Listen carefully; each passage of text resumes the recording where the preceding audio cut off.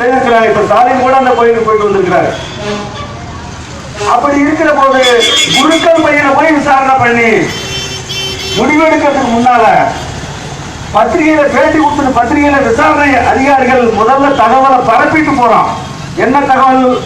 காதல் காரணமாக தற்கொலையா இருக்குமா என்று ஆய்வு செய்ய போறாங்களாம். ஆக ஆய்வு செய்து கண்டுபிடிக்க போறது அல்ல, இவர்கள் முடிவெடுத்து விட்டு அப்புறம் ஆய்வு செய்ய போறாங்க. என்ன முடிவெடுத்துறாங்க? கொலையாளியை பாதுகாப்பது, குற்றவாளியை பாதுகாப்பது.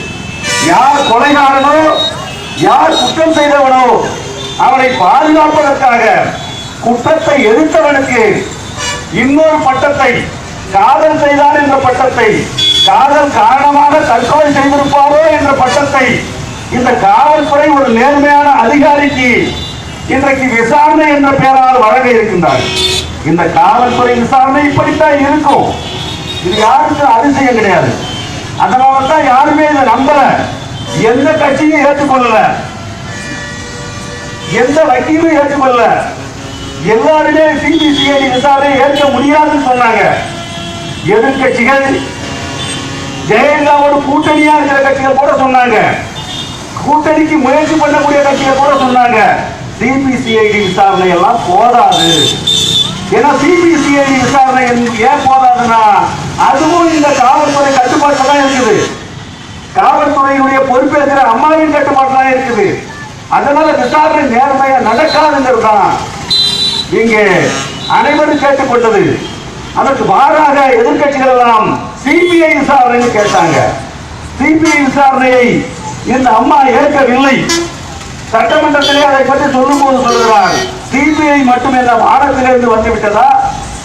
அது மட்டும் என்ன உண்மையை கண்டுபிடித்து விடுமா?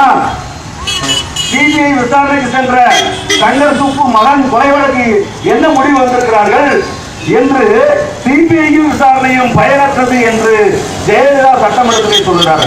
அப்ப சிபிஐ விசாரணையும் கூடாது, எதிர்கட்சிகள் சொல்றாரு சிஐடி விசாரணையும் கூடாது. அப்ப யார் விசாரித்தால் உண்மை வரும்? யார் விசாரிக்க வேண்டும்? இதை யார் பாதிக்கப்பட்டார்களோ, யார் ஒடுக்கப்பட்டார்களோ, யார் நியாயமும் நீதியும் வேண்டும் என்று கேட்கிறார்களோ அவர்களால் விசாரிக்கப்படும். அந்த விசாரணையை இப்போது விரும்புவது யார்? சாதி வெறியர்கள் விரும்பவில்லை. இவ்வளவு பெரிய படுகொலை, கோகுல்ராஜை படுகொலை செய்ய போது கண்டிக்கல, கோகுல்ராஜை படுகொலை செய்துவிட்டு தற்கொலை என்று போட்டார்கள், அப்ப கூட கண்டிக்கல. யாரு? மாற்றம், முன்னேற்றம், அன்புமணின்னு போடுற பாருங்க, அவன் கண்டிக்கவே இல்லை. இதுவரையும் மாற்றம் வேணுங்கிறான், முன்னேற்றம் வேணுங்கிறான், அன்புமணியால தான் வருங்கிறான். ஆனால் நாளைக்கு தமிழ்நாட்டிலே முதல்வர் வேட்பாளர் சொல்றானோ பாமக காரணம். ஆனால் இப்படி ஒரு அநியாயம் நடந்திருக்கிறது. இதுவரை ஒரு வார்த்தை அதை பற்றி பேச தயாரா இல்லை, பேச மாட்டான், எனக்கு தெரியும், பேச மாட்டாங்க. ஏன்னா சாதி நெறியை பரப்பியவர்கள் அவர்கள், சாதி கொலைகளை செய்ய சொல்லி கிராமங்களை தூண்டிவிட்டவர்கள்.